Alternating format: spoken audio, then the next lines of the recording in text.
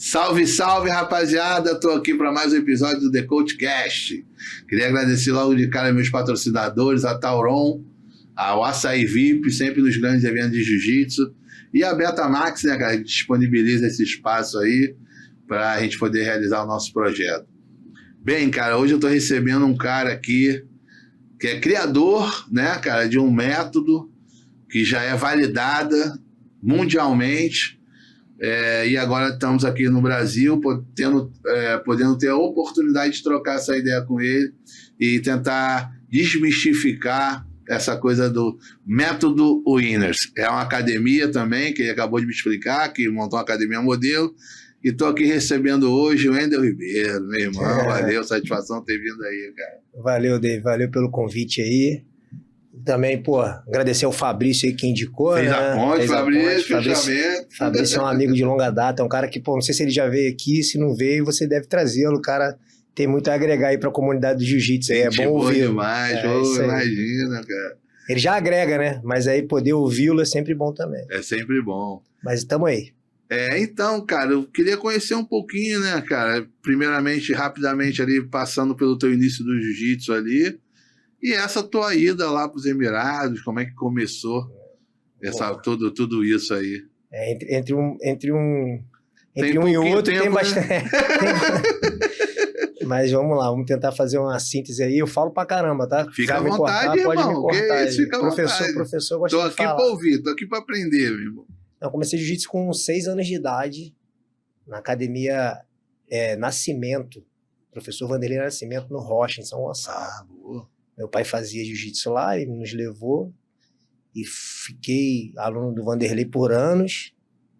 Logo depois a gente também teve... O meu pai ficou amigo do José de Oliveira, também em São Gonçalo, na academia... Aí ele dava aula ali na academia Tula, era mais próximo de casa. Eu comecei a fazer aos sábados na Tula. O Zé e o Vanderlei eram amigos. E aí comecei a fazer aos sábados na Tula e durante a semana no Rocha, lá na Nascimento. Aí depois eu permaneci só na Tula, com o mestre Sóstenes, o Zé de Oliveira também. Aí papai pegou a preta, a gente abriu uma academia do lado de casa, eu tinha 15 anos, era faixa verde, aí eu comecei a ser aluno do meu pai, mas as graduações de roxa, marrom e preta foi pelo Zé de Oliveira. Pô, maneiro. Enfim. Aí peguei a preta em 97... Você vê, já são alguns anos, né? Não, isso é detalhe, mas conta aí. Mas eu era oficial do Exército, né? Era oficial temporário, servi no Colégio Militar, na Tijuca. E no meu primeiro ano do Exército eu parei, dei um tempo de... Não consegui treinar o quanto eu queria. Aparecia uma vez a cada 15 dias, eu sempre aparecia na academia, mas... Posso dizer que parei um pouco de treinar, mas voltei logo em seguida. E aí conheci o pessoal da Gracie Tijuca ali, o Morango, né? O Colégio Militar é bem próximo da Gracie Tijuca. E aí comecei a treinar lá com o Morango na parte da manhã. O Morango me convidou para ir à noite também, onde o Vini dava aula, né? O Vini ainda é o responsável pela Gracie Tijuca. E aí comecei a treinar com o Vini também, mas mais com o Morango de manhã e algumas vezes no Vini à noite, onde o Vini me apresentou pro Roker, e aí eu passei a ser da Gracie Maitá, comecei a treinar também no horário do almoço na Gracie Centro, e com eles fiquei até abrir minha academia em 2004, na verdade não abri minha academia, na verdade eu montei minha equipe, vamos dizer assim. E nesse período de treinamento, você competia? Então, você tinha essa visão de atleta aí, como é que era? Eu fui aquele considerado ali o aposentado precoce ali, né? Eu competi muito quando criança, muito não tinha muito campeonato, né? Mas competia ali, mais ali em São Gonçalo, tinha a Copa País, tinha a Copa Condor, tinha as etapas da Linge, né? Que depois virou Lerge, que agora é Lerge, né? Uhum. Mas depois, né, na azul, na roxa, mas marrom, preta eu competi pouco. Preta eu devo ter participado de uns 6, 7 competições só, mas sempre etapa da Lerge ali. A competição era mais presente na minha vida de atleta foi mais presente até azul, roxa. Depois não, porque aí eu já fui pro exército ali, eu tinha meio que me dividir, e logo depois comecei a dar muita aula. Então, eu fiquei mais focado na vida de professor. De professor de jiu-jitsu. Ali. Professor de jiu-jitsu, E como é que era essa divisão da vida de militar, com academia? Como é que era esse corre nessa época? Então, quando eu fiz NPOR, né? Uma coisa chamada... É o Núcleo de Preparação de Oficiais da Reserva. O pessoal conhece mais o CPOR, né? Sim. O NPOR é um núcleo do CPOR. Era em Niterói. Então, quando eu fui me alistar, eu já fazia Faculdade de Educação Física. E aí eu fui selecionado para fazer o NPOR. E a gente fica 1 ano como aluno do NPOR, fazendo lá as provas que tem que ser feitas e tal. E no segundo ano da nossa formação, a gente faz um estágio, já comandando pelotão, já como aspirante. E nesse momento eu já tinha... isso foi final de 96, eu já estava na marrom, caminhando para pegar a preta. E aí teve um episódio que foi a eleição em 96, que os militares ficam, aí quando tem eleição, essas coisas assim, os militares ficam de prontidão dentro do batalhão, né? E nessa prontidão que a gente fica dentro do batalhão, a gente fica o dia inteiro treinando, a gente chama de CDC, Controle de Distúrbio Civil. Cheguei a... Controle do Distúrbio Civil. Então tem muita coisa de combate aproximado, defesa pessoal, essas coisas assim, sabe? É uma defesa pessoal só com militar em serviço. É uma defesa pessoal com fuzil na mão. Com fuzil na mão. E aí os caras viram, eu tinha certa habilidade, né, conhecimento de luta. Então, assim, as pessoas falam, como é que, esse foi o meu primeiro impacto positivo que o jiu-jitsu, fora outros, né, fora a minha postura, fora a minha consciência de disciplina, a minha consciência de, apesar de não ter sido um grande atleta, mas participei de competição, perdi peso para lutar, bati balança, ganhei, perdi, enfim, então eu tinha essa visão de entregar sempre a mais, então isso também me ajudou. Mas esse episódio em si me ajudou muito, porque a gente, além das provas teóricas, a gente era avaliado também na questão, a avaliação, né? A gente era avaliado pelo nosso desempenho. Então, os caras viram, caramba, o cara ali fazendo as coisas ali, olha o que ele faz e tal. Aí eu comecei, o pessoal abriu os olhos ali, me viu dando essas instruções. E logo depois o pessoal do quartel mesmo me pediu para dar aula para os oficiais do batalhão, para dar aula de jiu-jitsu, ainda na marrom. Enfim, então esse foi o primeiro, né, o jiu-jitsu me ajudou muito, que ainda assim, além disso, né, que eu ia falar que além de ser convidado, com certeza a minha nota no conceito ali foi bem alta, por conta inclusive desse episódio.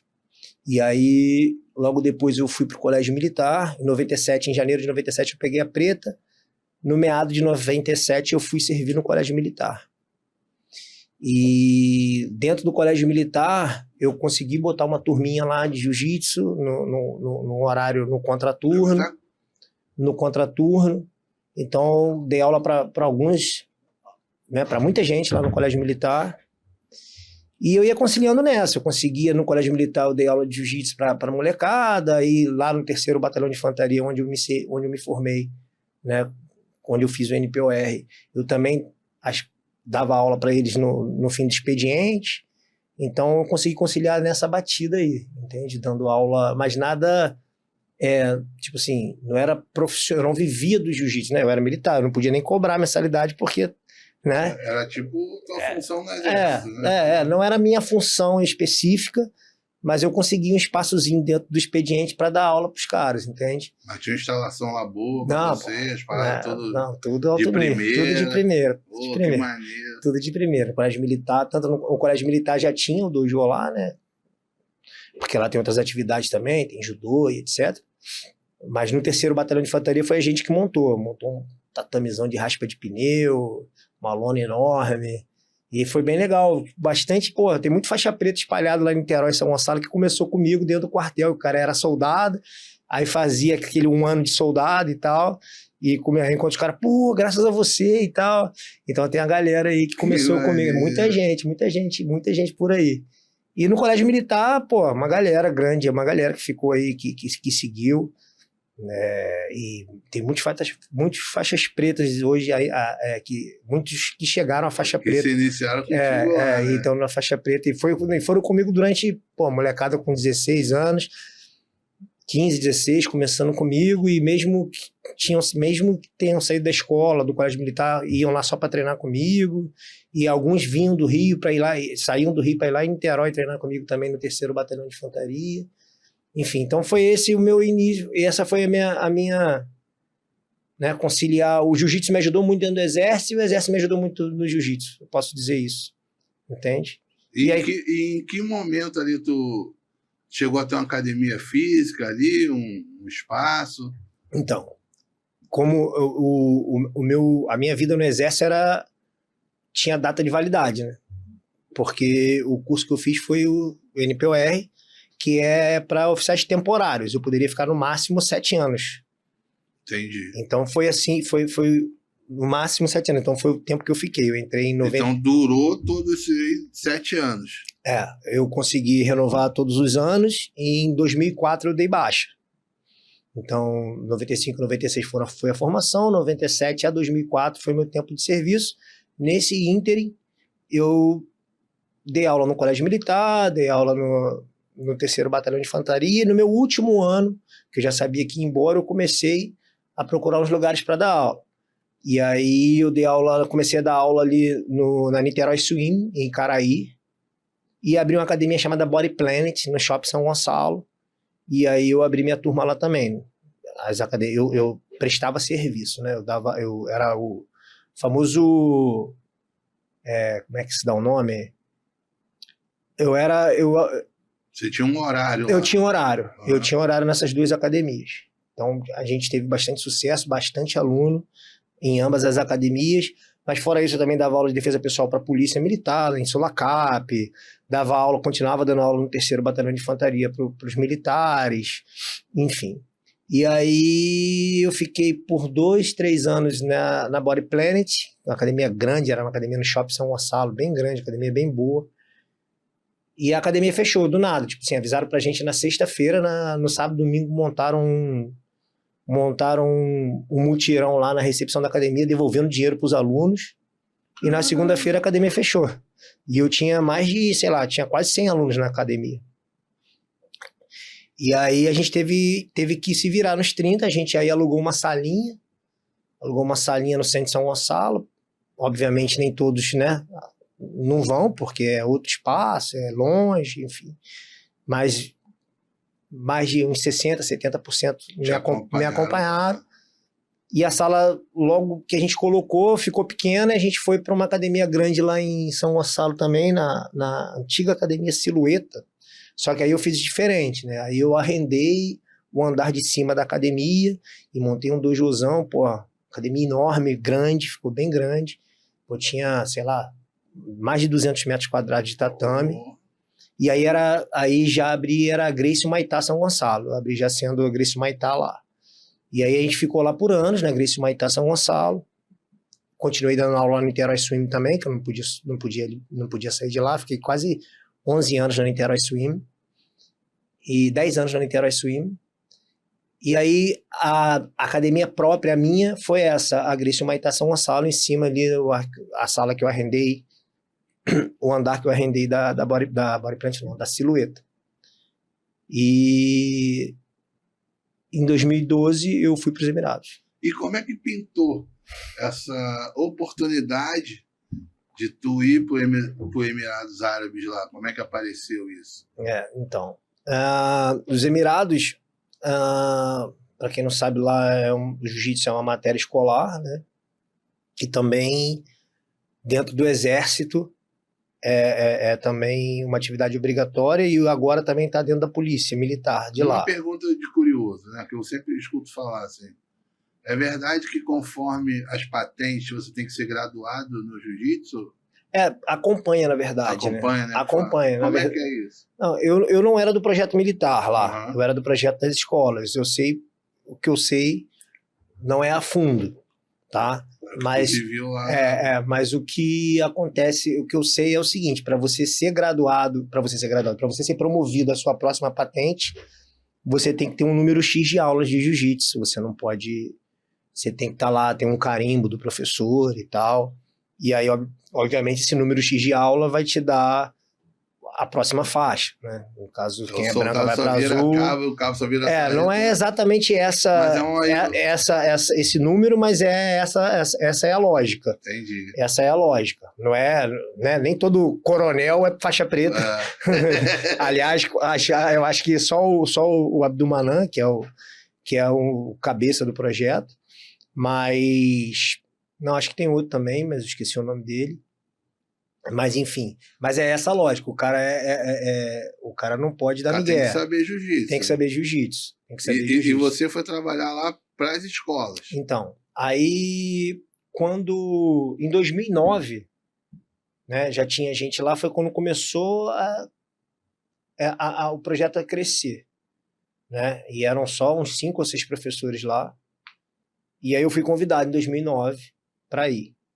Só que em 2009 eu refutei. Eu não quis ir. Não foi nesse... Não quis ir. Nessa primeira leva eu não quis ir. Aí o projeto começou a crescer e tal, ali, devagarzinho. Ficou uns 2, 3 anos ali com esse pessoal que foi em 2009. Eram 30 professores, 40, uns 40 professores.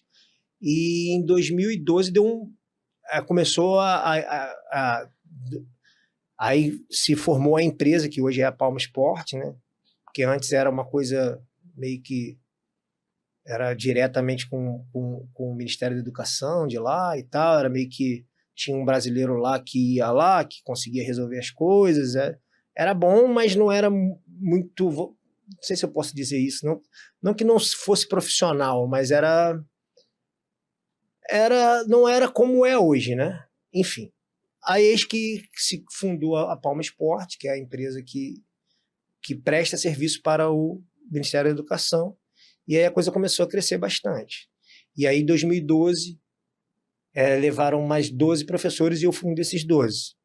E aí me convidaram não, né? Na verdade foi uma seleção que fizeram umas entrevistas num hotel ali em Copacabana, e eu fui lá fazer a entrevista. Quando eu cheguei lá mas você não queria em 2000? Eu falei, não, mas agora eu quero. Agora a história é outra. Não, beleza e tal. Aí, enfim, os caras já me conheciam também. E eu acho que eles me aprovaram e me queriam lá muito por conta da minha... Né, eu era militar, eu poderia atuar no Exército, eu sou profissional de educação física, eu sempre tive esse olhar de conteúdo programático, de formar currículos, de montar programas, e a questão dos eventos que eu organizava aqui no Brasil, né? A Copa Kids, por exemplo. E a minha molecada também era muito boa. Em São Gonçalo lá, a minha molecada era muito boa. E aí, eu cheguei lá para trabalhar nas escolas, no projeto das escolas, enfim, depois a gente vai falar um pouco mais sobre lá. Aí já cheguei lá e a gente foi tendo um certo sucesso. Trabalhei na organização de eventos por muitos anos, na organização do World Pro, enfim, e foi assim. E pra galera que não viveu essa época, né, cara, que hoje em dia com a internet acho que a informação chega muito mais rápido, né? Me fala um pouco da tua primeira Copa Kids, o que te levou a fazer a Copa Kids, que a galera sente falta, né, cara? A galera fala até hoje aí, né? Pô, tu não lembra na época da Copa Kids, não sei o quê. Você ouve isso aí nos campeonatos aí? Eu escuto direto, É mesmo? Porque, cara, tipo assim, hoje existe etapas, né, para crianças e tal. Acho que o jiu-jitsu, o próprio brasileiro sem kimono de criança foi o primeiro agora há pouco tempo. Não sei quantos mil inscritos bateram, enfim. Então o Jiu-Jitsu Kids vem crescendo muito e a gente sabe quem foram os pioneiros, né? Aquela galera que levava as crianças mais a sério desde daquela época. Mas me fala o que despertou assim esse projeto, o que te fez você idealizar esse projeto da Copa Kids? Pô, é legal saber que você que tá aí atuante aí, depois de tanto... A Copa Kids, a última foi em 2011, né? Quando eu fui para os Emirados, a gente parou. Não, em 2012 eu ainda fiz uma. Quando eu voltei de férias, fiz a última. Enfim, então, legal saber que o pessoal ainda fala bastante aí da Copa Kids, e você que tá sempre empenhado aí nos eventos e ouve falar da Copa Kids. Cara, na verdade foi uma série de coisas que me fez criar a Copa Kids, né? Primeiro, né, você fala, você é um cara que levava já a sério o jiu-jitsu infantil e tal, jiu-jitsu kids. Eu brigava com a galera da mídia, né? Chegava no Brasileiro lá, porra, meus alunos tudo lutaram lá, um monte de campeãozinho, não sei o que, aí dava 1h da tarde e os caras chegavam. O pessoal para cobrir. O pessoal para cobrir. Aí eu falei, pô, bicho, você tem que estar aqui cedo, pô, não tem que ficar cobrindo criança, não sei o quê. Eu falei, cara, vocês estão loucos, vocês têm que cobrir. Não, e todos eles. Aí, enfim, esse foi um dos motivos. Eu falei, cara, tem que dar visibilidade para isso. Porra, que maneiro, tirou onda, pô, visionário, tá maluco. Essa foi a primeira, não, inclusive tem gente de dentro da federação, da confederação, que diz para mim que o Pan Kids foi criado por causa do sucesso da Copa Kids. Que a Copa Kids foi o primeiro evento exclusivo para criança. Sim, e de uma forma competitiva, né? Não era um pedaço do evento que era para criança. Não, era um evento só para criança. É isso aí, pô, é isso que a galera não entende. Mas enfim, então essa foi uma primeira coisa. A segunda coisa é, eu queria dar essa visibilidade. A segunda coisa, eu entendia que os campeonatos que tinham para criança... Isso a gente tá falando de que ano? Tô falando de 2008, 2007. 2007 foi a primeira. Eu via que o campeonato para que as crianças lutavam não era um campeonato de criança, era um campeonato de adulto que criança luta. E, infelizmente, ainda acontece assim, muitos campeonatos. Apesar de ser um kids, mas é um campeonato de adulto, pô. É um campeonato igual o campeonato de adulto ali, onde, pô, o tamanho do match, do ringue ali, da área é o mesmo. Mas enfim, depois a gente fala mais sobre isso. Então o campeonato de criança tem que ser diferente, tem que ser campeonato de criança, né? Tem que ter uma camisa de criança, tem que ter uma medalha de criança, né? Tem que ter coisas para criança, para família. Eu pensava assim, entende? Não quero fazer um campeonato para criança lutar, é um campeonato de criança. Isso aí. Entende? Não é um campeonato, enfim. Tanto que depois a coisa foi crescendo. Pô, teve o recorde da Copa Kids foi 1.300 crianças. Imagina um evento... Em 2007. Não, foi em 2009 foi o recorde. 2009, 2010. Foi no Tio Sam. Veio criança do Maranhão lutar.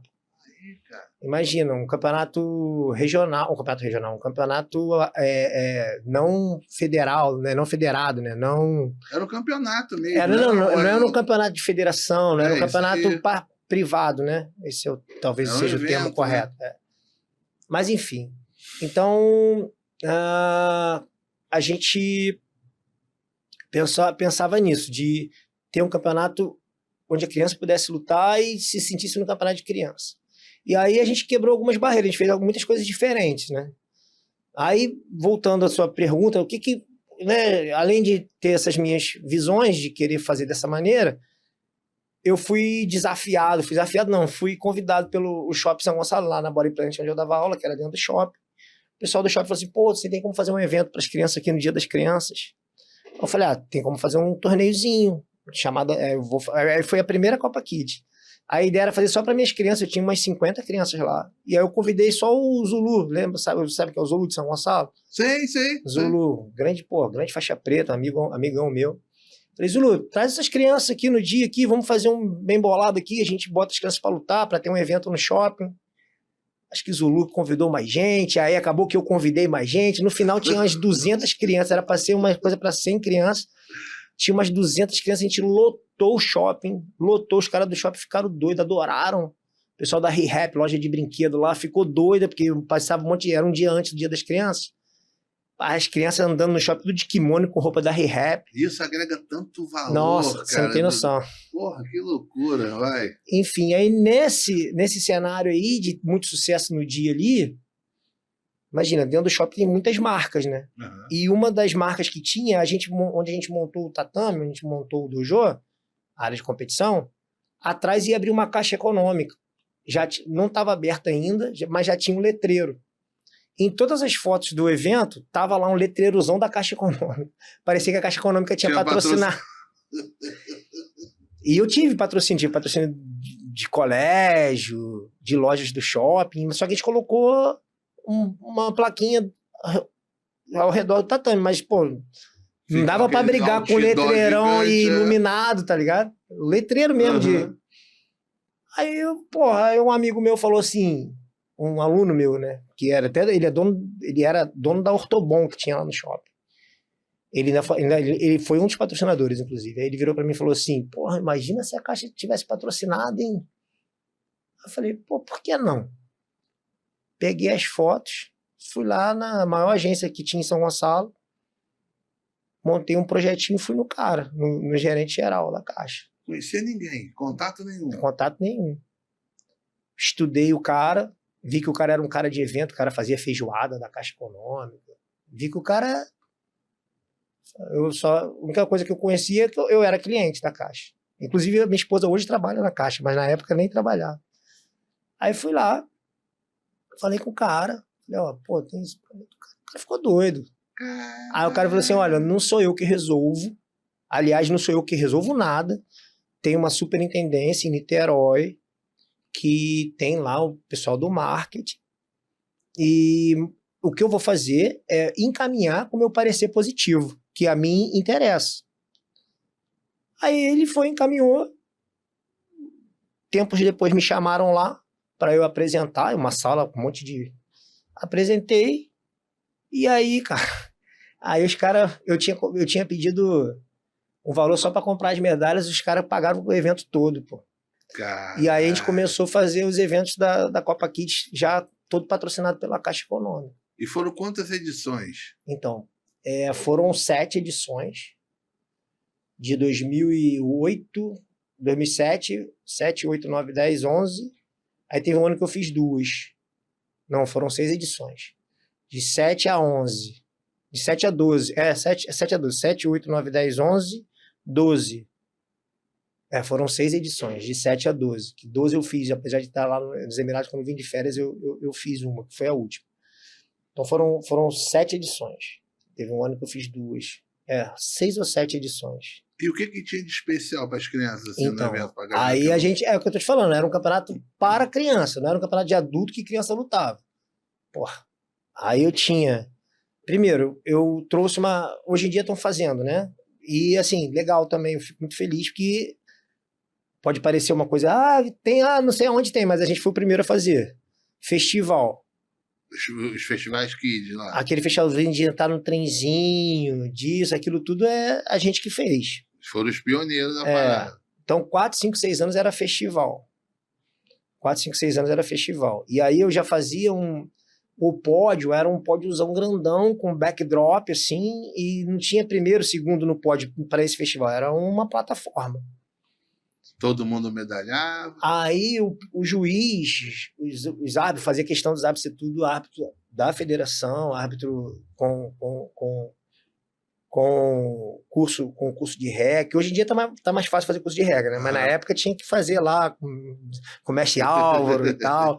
Então a gente só botava os árbitros da federação, tinha coordenador de arbitragem, tudo certinho. E os árbitros ficavam com as medalhas já no bolso. Não sei como é que eles estão fazendo hoje aí. As medalhas já ficavam no bolso. Aí perfilava, levantava o braço, o próprio árbitro colocava a medalha no pescoço da criança, a criança já saía dali, passava num corredorzinho, já dava de cara no backdrop, os pais tiravam a foto, a gente entregava na mão dos pais. Então a criança não precisava ficar 5, 6 horas no evento, entende? Então já começava por aí. Então em 20 minutos, em meia hora o cara matava o evento ali e ia se divertir. Caraca, maneiro. Tudo bem programadinho, sabe? O Juarez foi um cara que me ajudou muito. Você sabe quem é o Juarez? Vai vir aí, eu já falei com o Fabrício, o Álvaro já veio aqui também. Então, o Juarez Soares foi um cara que me ajudou muito, um cara que, porra, ele, a parte técnica ali de cronograma, de chave. Eu deixava tudo na mão dele, confiei muito, apesar de eu também gostar muito disso, mas eu confiava muito nele nisso. Cara, Tem pô, que delegar algumas coisas, não dá pra tu... Aí teve uma vez até que eu perguntei ele, pô, Juarez, e ele fazia para todas, na época ele fazia para todas, né? Fazia pro Gavazza, fazia para as meninas lá, fazia para todo mundo. Ali os cronogramas e tal, então ele sabia. Aí eu falei, sistema era ele. É verdade, ele é o único que tinha aquele buíque ali. Ele que era o sistema. Exatamente. Aliás, o cara é uma fera, né? Pô. O cara sabe muito. Não, sabe muito. Sabe muito. Mas, enfim. E aí até perguntei pra ele, Juarez, porra, cara, será que tá legal isso aí, esse negócio de festival? Porque o pessoal vinha eu quebrei barreira mesmo. Aí ele virou pra mim, Wendel, deve estar. Porque em tal federação, não vou citar o nome aqui, mas em tal federação teve mês passado, tinha 12 inscritos com 4, 5, 6 anos. A sua tem 78 inscritos. Então eu acho que eu acho que o pessoal tá gostando. Tá dando certo. Tá dando certo. E aí a gente manteve. Aí, pô, além, você perguntou o que tinha diferente para criança. O ambiente em si era um ambiente propício, entende? A gente tinha um mascote, né? Aí tinha o mascote da ReHap, que também ficava tirando foto com as crianças. A gente sorteava brinquedo. Todas as crianças até 12 anos ganhavam medalha. Então, de 4 a 6 anos, todos ganhavam de ouro. De 7 a 12, de 7 a 11, era competição. Eliminatória simples, perdeu, tá fora. Mas eram 2 terceiros lugares. E quem sobrou da chave, não conseguiu podiar, também ganhava a medalha de participação. Entendi. Entendeu? Desculpa. E a partir de 12, não. 12, 13, 14, a molecada nem quer medalha se não ganhar. A molecada já entende.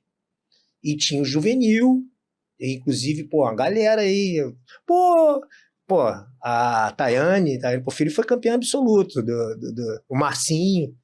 O Marcinho também foi campeão absoluto. A MV, André, né? Márcio André. Pô, quando é que vai ter Copa Kids de novo? Você não pode lutar mais. Então, não, mas aí, tu chegou no ponto que eu tava falando com o Fabrício.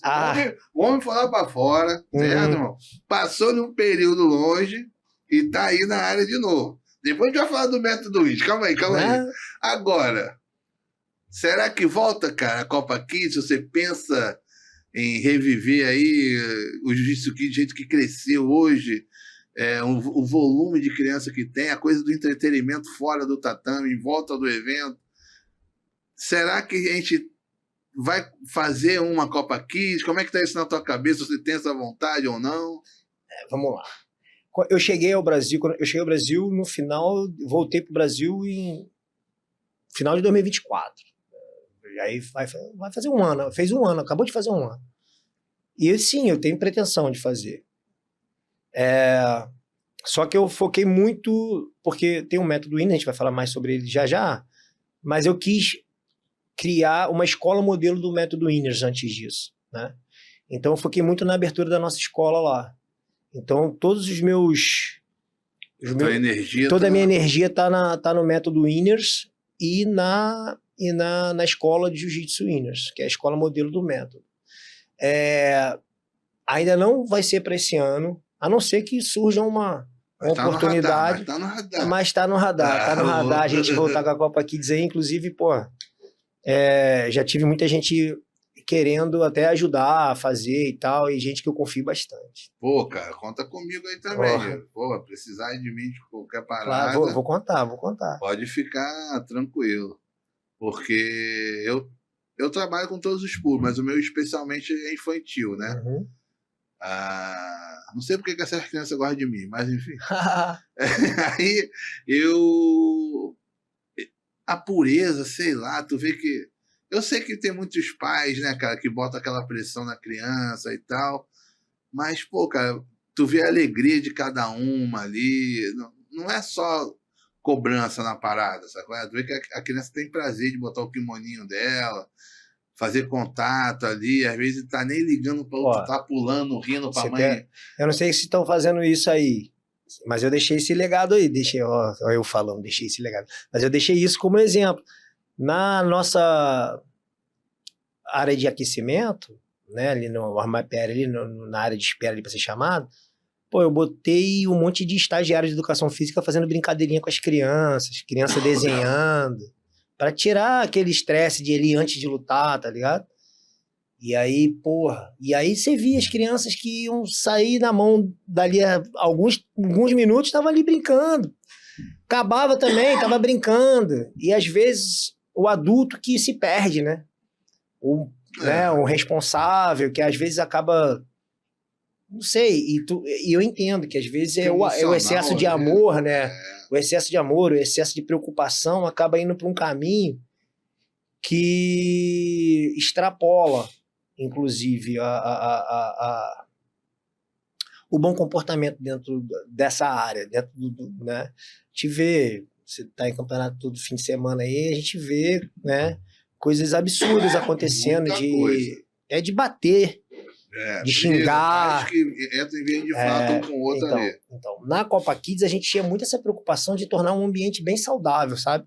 Aí eu me lembro que no projeto que a gente enviava para os patrocinadores e para todo mundo, para a mídia, que é o nosso release, enviava para todo mundo, estava lá.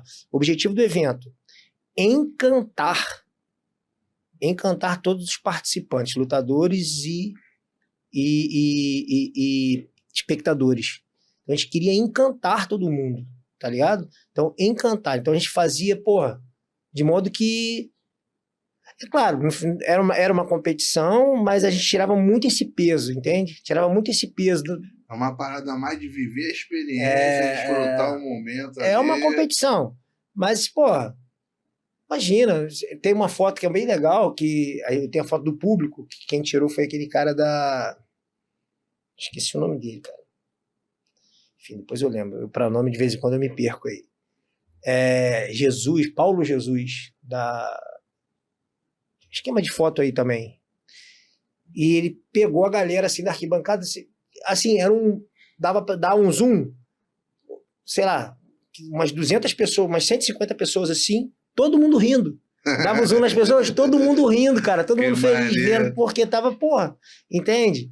Então, a gente se preocupava muito, esse negócio, pô, pode parecer que não, mas esse negócio de, pô, a criança chegar no campeonato 9 da manhã e lutar só 11, meio-dia, ficar naquela aglomeração, isso tudo vai pesando e os pais vão ficando nervosos. Aí o pai, eu me lembro que eu fui, porra, meu filho foi lutar o primeiro campeonato dele, o brasileiro, talvez, o primeiro brasileiro dele foi na Gama Filho. E eu também, quando fui lutar, na Gama Filho também, eu me lembro disso, pô, eu sei que os tempos eram outros, mas do nada me enfiaram num calabouço que eu ia pra dentro, pra trás, que eu não via mais ninguém, não via meus pais, não via ninguém. Eu ficava nervoso e, obviamente, meus pais também ficaram nervosos, assim como eu fiquei nervoso quando meu filho foi pra lá pra trás. Então a gente fazia um armapiária, eu fiz questão, armapiária é a área de aquecimento, visível pros pais, o pai vê o filho de onde ele tá, entende? E nada de aglomeração. Essas preocupações a gente tinha bastante, entende? Ah, não, mas tem que confiar. Cara, tem que confiar, mas tudo bem, mas deixa visível, deixa os pais vendo o filho, deixa o filho tendo contato com o pai visual ali. Já mantém a segurança. Já mantém a segurança. Então, isso tudo são pequenas coisas, mas que no fim do dia vai tornando um ambiente mais seguro. E fazem toda a diferença. No fim do dia faz um ambiente mais seguro, mais saudável e tira o peso. E aí a galera tá mais de boa, entende? Então, não é qualquer fagulha que incendeia, entende? Às vezes o cara, pô, o ambiente tá tão legal, às vezes o cara se exalta, o próprio cara, ô bicho, segura aí, pô, tá todo mundo rindo aqui, tá de boa. Não tem ambiente pra ele crescer. Não tem ambiente pra crescer, entende? E, cara, porra, fiquei feliz demais saber que há a possibilidade, muito bom. Mas vamos agora tocar no método, né, cara? No Winners, como é que isso, bota mais água aí, se tornou necessário? Como é que você começou a pensar nisso? Então, de ter esse ensinamento, de, vamos dizer assim, padronizar, né? Ter um método mesmo ali, uma didática, para qualificar professores, instrutores de jiu-jitsu ali. Que essa é a ideia. Essa é a ideia, né? Então, assim, mais uma vez, assim como na Copa Kids eu via que o campeonato que as crianças lutavam era um campeonato de adulto onde crianças estavam lutando, o que eu percebi nas academias, nas escolas, e ainda, infelizmente, em muitas ainda é assim, na verdade é uma aula de adulto onde criança está fazendo. Entende? Então, assim, professor que dá aula para criança, ele precisa conhecer de desenvolvimento motor, desenvolvimento psicológico, pelo menos o conhecimento mínimo ali, para poder estar no tatame. Ele precisa entender como é que se planeja uma aula, ele precisa entender sobre ludicidade, que aí quem não sabe o que é ludicidade, é brincadeirinha no tatame, então realmente, então tá por fora mesmo, então não sabe mesmo, então vai achar que é brincadeirinha e não sabe o quanto a brincadeira pode ser útil para fazer com que a criança aprenda. Mas o cara que não sabe o que é ludicidade vai continuar achando que é brincadeirinha e tudo bem. Eu sei que não vou conseguir entrar na cabeça de todo mundo. Mas, enfim. Então, eu percebia isso, né? Que tinha esse gap, né? Quando eu cheguei lá nos Emirados, por muitos anos, eu comecei a treinar professores lá também.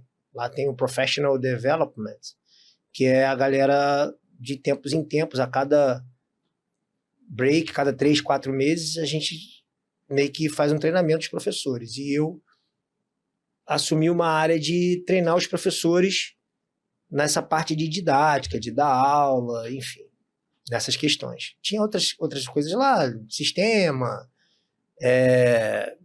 regras e etc. E eu assumi essa parte de didática. Então, por muitos anos, eu fiquei lá fazendo esse treinamento de professores. E aí veio a pandemia, onde a pandemia lá chegou primeiro.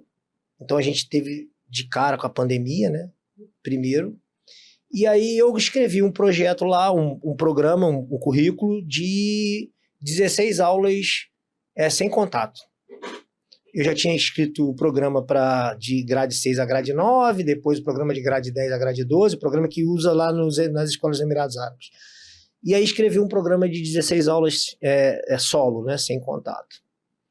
E aí muita gente aqui do Brasil entrava em contato comigo. Pô, Wendel, o que é esse negócio aí, cara? Pô, aí a pandemia ainda não tinha, mas tava chegando. Uhum. Aí eu comecei a ajudar um ou outro e tal, e não sei o quê, e aí me pediram para, pô, tem como você dar uma aula pra gente? Eu fui, montei uma turma online, que era o BJJ Masterclass Kids, e, enfim, essa aula teve 100 pessoas, pagaram, e nessa aula tinha só o Libório, Carlão Barreto, Leozinho Vieira. Só leigo, né? Só leigo.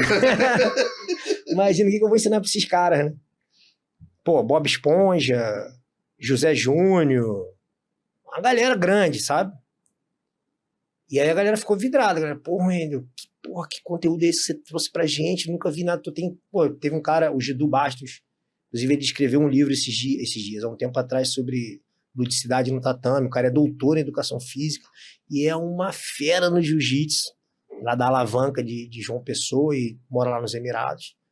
Ele falou, o cara é doutor em educação física. Ele falou assim pra mim, porra, eu nunca enxerguei a maneira que você trouxe, porra, abriu meus olhos aqui e tal, pra minha aula.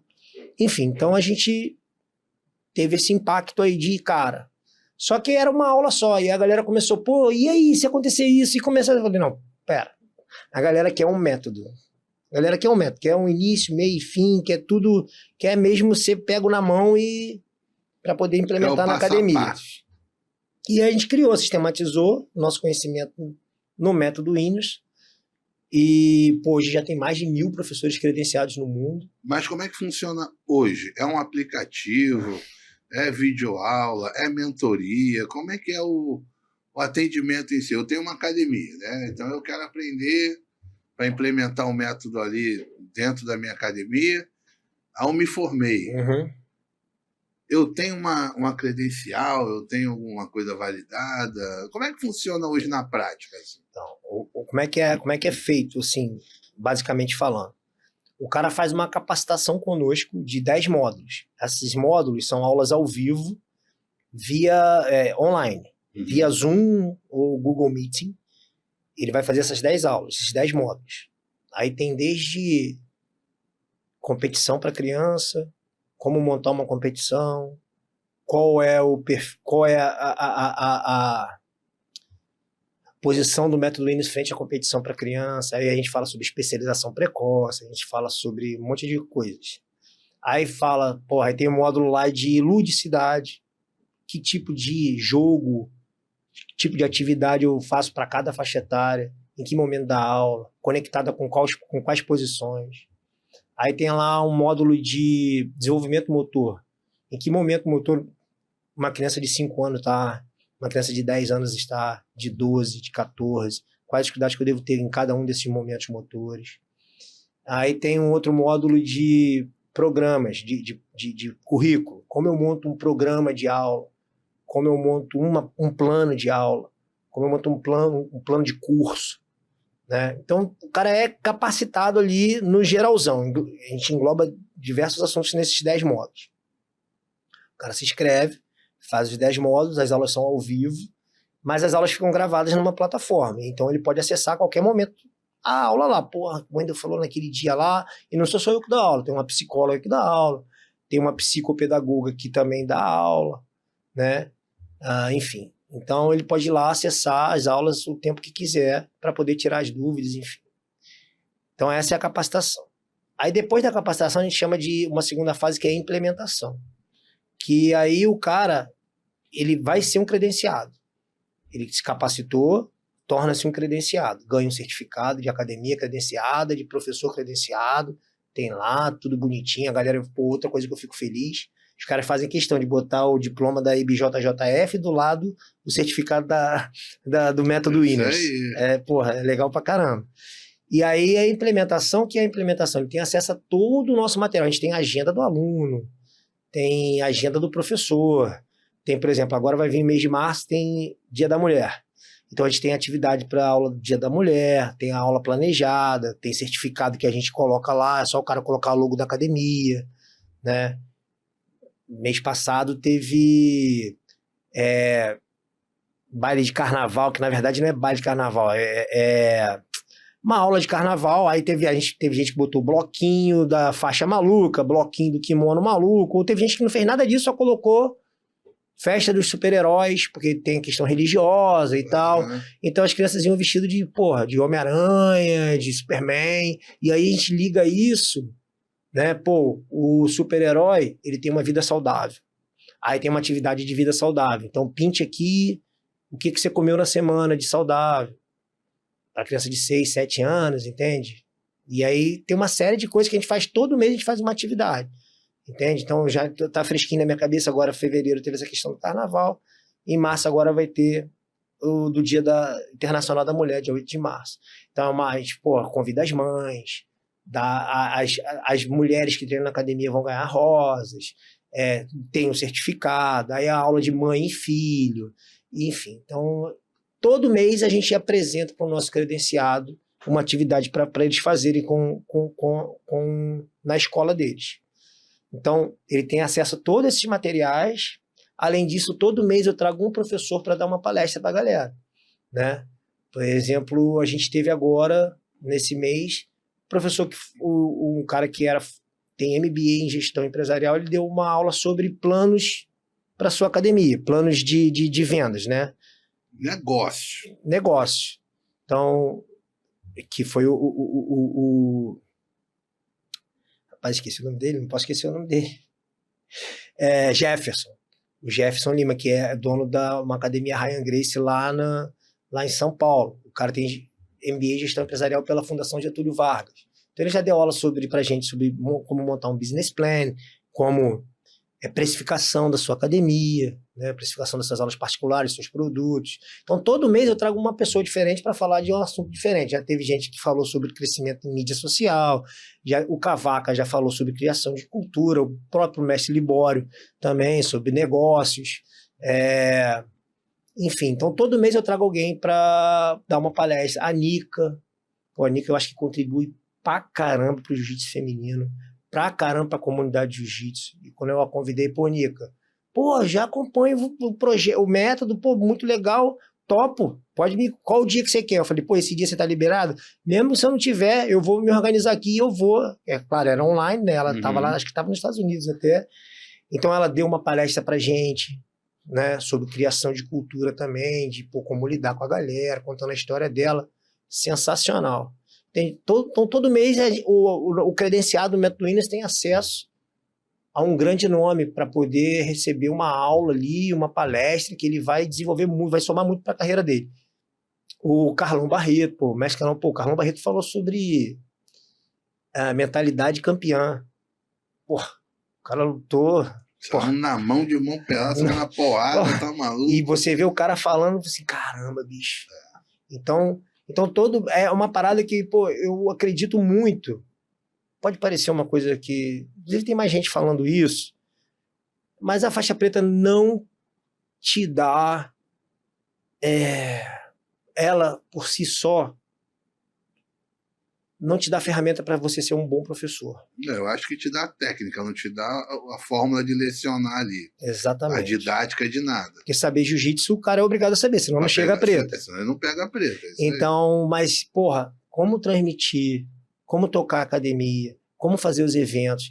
E aí as pessoas, às vezes, confundem isso com comercial. Não existe isso de jiu-jitsu comercial. Inclusive, eu brigo quando a galera fala que aqui no meu horário comercial. Cara, para de chamar seu horário de comercial. Não tem essa. Você está prestando um serviço de qualidade. Não tem, jiu-jitsu. Não, é um serviço de qualidade. O cara aprende jiu-jitsu? Aprende jiu-jitsu. Você está prestando um serviço de qualidade? Não tem essa de comercial, tá ligado? Porque o comercial é pra tu, né? Que é o empresário ali. Não, pra pessoa, ela imagina o cara da farmácia falar, não, aqui tem um horário comercial. Não vai entender nada. Aqui o cara da escola fala assim, não, a escola aqui tem... No fim, todo mundo sabe que no fim do dia eu tô prestando serviço, o cara vai me pagar pelo serviço que eu tô prestando. Agora, se você quiser só dar aula, olha que loucura, hein? Só dar aula, que parece ser pouco, que parece ser tudo... Entende? Você só vai ser só mais um. E tem muita coisa que você pode fazer. Imagina, você falou aí, na nossa escola, a gente, de 3 em 3 meses, entrega um relatório para o pai de desenvolvimento da criança. O que ele aprendeu naqueles 3 meses, o que ele desenvolveu, o que ele precisa melhorar, o que ele já faz com autonomia. Parte técnica e parte de valores e virtudes. Tá palpável ali. Então o pai sabe o que o filho dele desenvolveu. Quando ele pensar em tirar, ele, não, pô, meu filho tá evoluindo nisso, e o professor tá me provando que tá. Entende?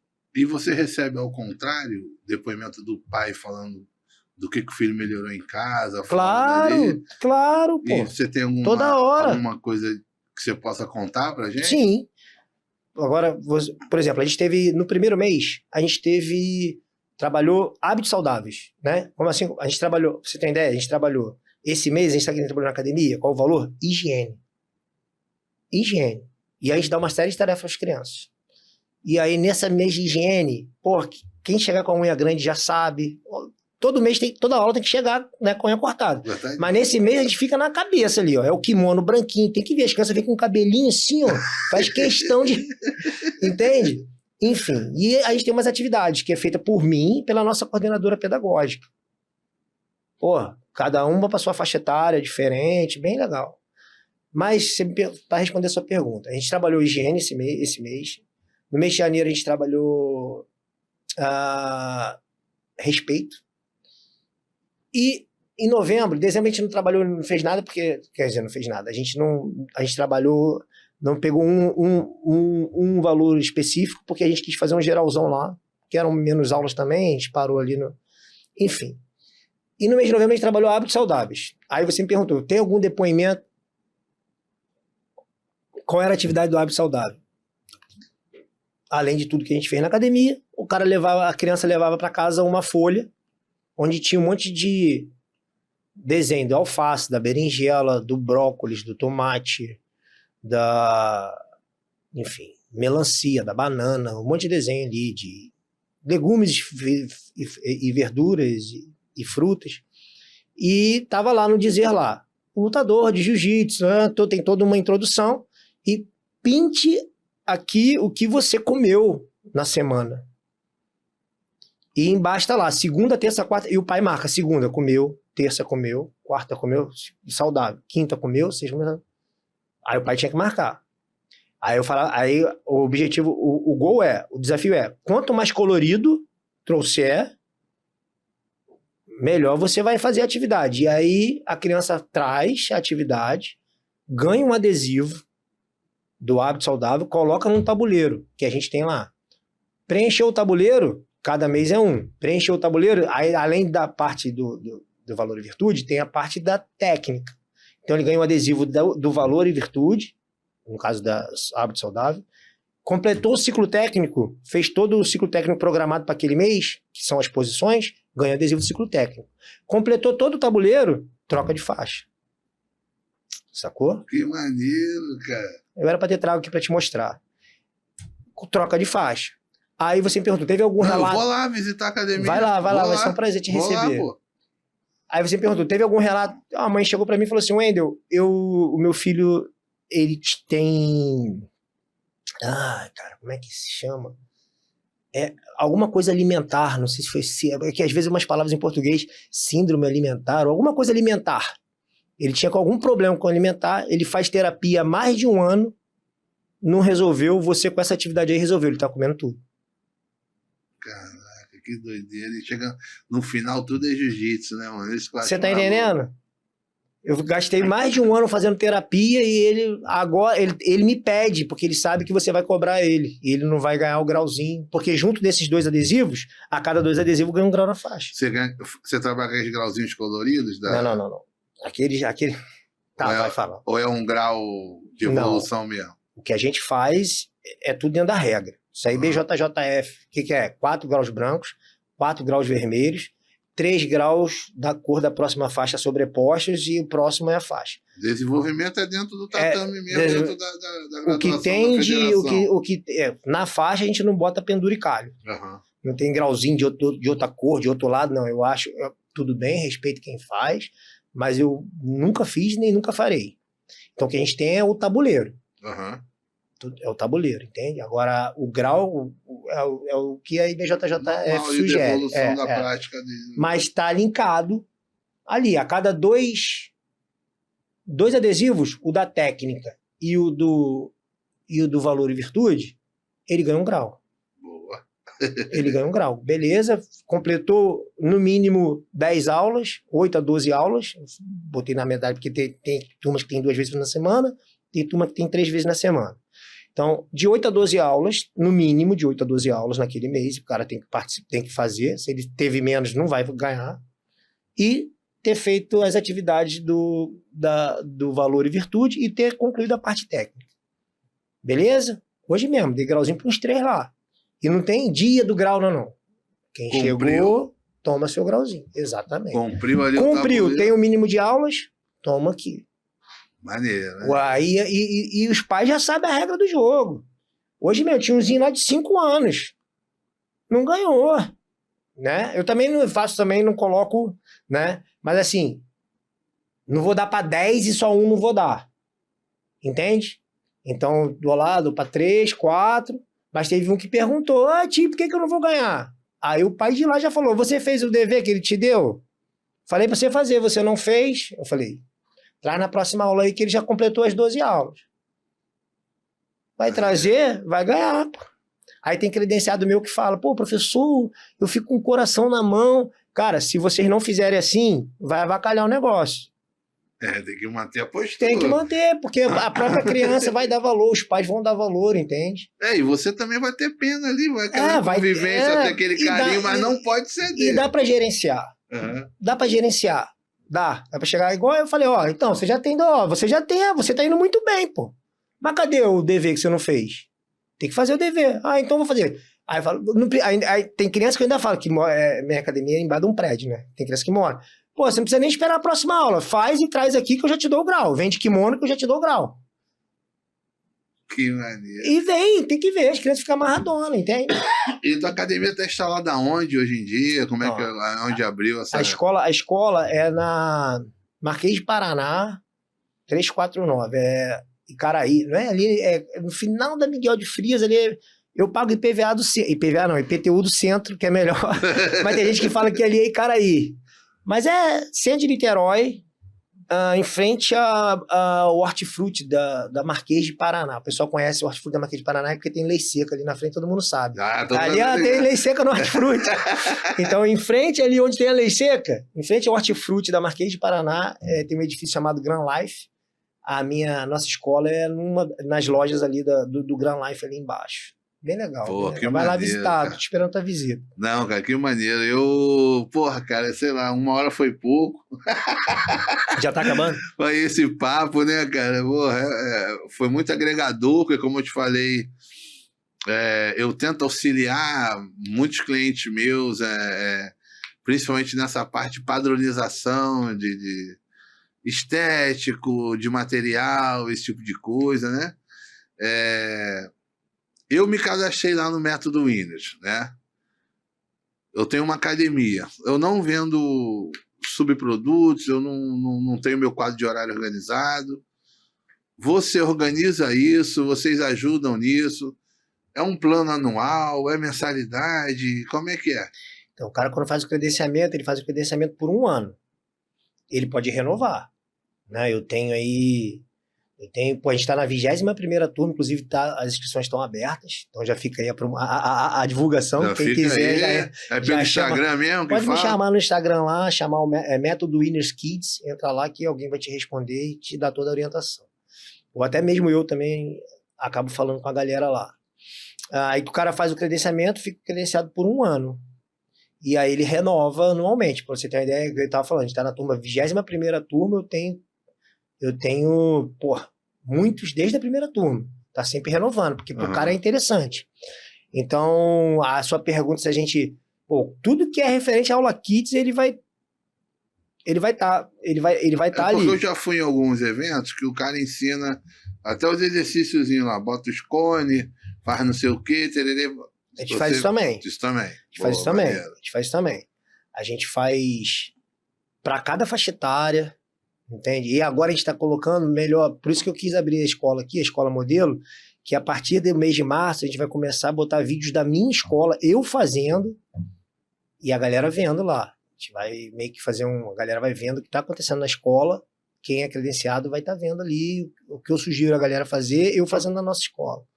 Vai estar assistindo o exercício que tu vai passar tudo. sendo praticado. Como é que eu ensino uma passagem de guarda com o joelho cruzado? Quais são os educativos que eu faço para chegar lá? Que tipo de aquecimento é feito para aquilo ali? Como é que eu ensino a criança a dar um sotogari? Coisa simples. Em que momento eu vou ensinar? Como é que eu faço? Quais são os educativos? Como é que ele vai fazer? De que maneira ele pode aperfeiçoar? Isso a gente vai colocando maneiro, ali, então. Entende? Vai colocando. E a gente também tem os eventos presenciais, né? A gente tem umas imersões. Eu fui ano passado, esse ano ainda não fui nenhum, tô esperando agora, março que começa o ano. Né? Mas ano passado eu fui no Cavaca, em Moema, fui no Cavaca em Santos, fui em Garopaba, fui em Betim, fui em Volta Redonda, que eu chego no lugar e dou é como se fosse uma imersão do Método Winners. Não é o credenciamento, mas o cara tem um dia inteiro, um sábado. Pô, é legal, pô, é muito legal, cara. Posso falar, tem um tempinho pra falar? Tem. Então, é assim, eu chego na academia na sexta-noite, faço uma avaliação das aulas, e aí eu tenho a gente chama de KPIs, né? Quais são Key Performance Indicator. Os indicadores de performance da aula. E aí o que o cara, pô, tem que bater ali, o que ele bateu, o que ele não bateu, o que ele pode melhorar, o que tá muito bom. E aí eu dou para ele ali, a gente faz uma reunião ali, dou um feedback para eles. Na sexta-feira eu faço isso. No sábado é o workshop. Então na parte da manhã é uma parte teórica, onde eu passo ali um compilado ali do que a gente faz no método. E à tarde é a parte prática. Eu com os caras ali, mostrando exatamente essas coisas que você acabou de falar. Alguns jogos, como é que a gente faz, algumas coisas, como é que a gente faz para ensinar tal coisa. Ali, à tarde. E de manhã, aí beleza, vocês sabem. No domingo de manhã que é o legal. No domingo de manhã, eu dou aula para as crianças da academia. E os caras vão ver o que eu faço com as crianças da academia. Tudo que eu falei na sexta e sábado, eu fazendo no domingo. Na prática. Aí tem professor que chama os capeta, chama os moleques. Eu trouxe fulano aí. Eu trouxe fulano aí, eu quero ver você dar conta dele. Eu falei, traz o cara. E aí a gente dá um jeito, a gente faz lá e tal. Pô, é muito legal. Então, a gente rodou o Brasil ano passado. Esse ano a gente já tem alguns contatos, mas eu devo fazer lá em Niterói também, para receber a galera. A gente fez um summit. A gente, em novembro do ano passado, a gente trouxe 30 professores do Brasil inteiro, professores do Método Winners. Eles vieram na nossa escola, fizeram um treinamento. Esse ano a gente vai repetir no fim do ano novamente. Enfim, cara, tem muita coisa que a gente pode... agregar aí muita coisa que, porra, e é aquele negócio. Ou, tudo bem, você achar que isso ser mais um, tudo bem ser mais um. Mas tem muita coisa que a gente pode oferecer aí para a comunidade aí e somar como um todo. Aí. E um método já validado, né, cara? Acho que isso que é o mais importante de tudo ali, né? Em 30 países. Isso aí, pô. Pô, cara, Wendel, eu vou te falar que uma hora foi pouco, você falou uma frase para mim que é muito gratificante, pô, já acabou, então isso significa que o papo foi bom, né, cara? E eu me prontifico a fazer uma visita lá na tua academia para mostrar para a galera, para trazer mais pessoas aí para o projeto, e que conhecimento nunca é pouco. Eu acho que o jiu-jitsu vive uma época de profissionalização, de responsabilidade. Não é mais aquela coisa que a gente, né, conheceu quando a gente era moleque. E, pô, cara, de verdade, queria agradecer o Fabrício aí pela oportunidade de ter feito essa ponte. Para mim foi muito gratificante também. Cara, essa câmera aqui é sua. Fala suas redes sociais, divulga seu trabalho, manda a galera seguir. E é isso aí. Pode soltar a voz aí. Vamos lá, agradecer a você pelo convite, ao David pelo convite. Também vou acompanhar mais o seu trabalho de perto agora que eu estou aqui no Brasil. E, pô, pra achar a gente lá é o Wendel Ribeiro BJJ, né? Tem que ter o BJJ. Tem que ter, senão... E o método Winners Kids é do método, e da escola é a Escola de Jiu-Jitsu Winners. Escola de Jiu-Jitsu Winners. Lá em Caraí. Lá em Caraí. Esses são os 3 Instagrams. Vou chegar lá. E só seguir lá, chama lá, que a gente responde. Pô, cara, muito obrigado. Bate-papo enriquecedor aí, não só para mim, mas como para toda a comunidade do Jiu-Jitsu. E se você ficou aqui até o final, acompanhou, curtiu, isso é muito importante para a evolução do nosso esporte e a profissionalização do Jiu-Jitsu, né? Com responsabilidade, com didática, com metodologia. Muito obrigado a cada um você que acompanhou até o final. Curta, comente, compartilhe, se inscreva no canal, segue no Instagram, deixa aqui nos comentários quem você quer que eu convide para cá a gente trocar uma ideia. E obrigado mais uma vez a todo mundo aí, Estúdio Betamax, Tauron e Açaí VIP, presente em todos os campeonatos de jiu-jitsu aí. Os